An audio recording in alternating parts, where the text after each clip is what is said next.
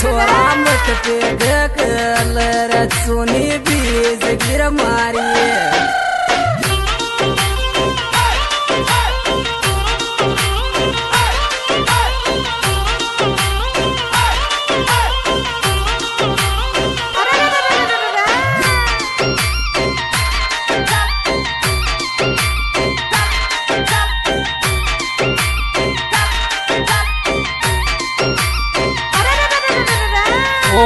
पण तो मुलब आय दीवाना होळी खेळलो क्यों न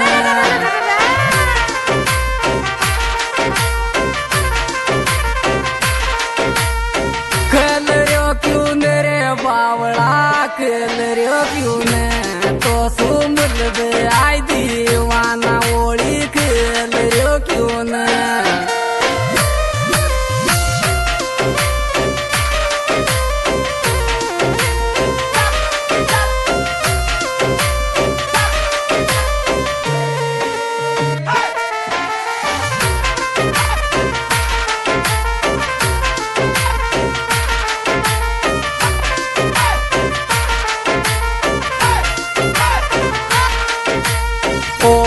दिल में जचगी तुलसी राम लगाव गुलाल गाला पर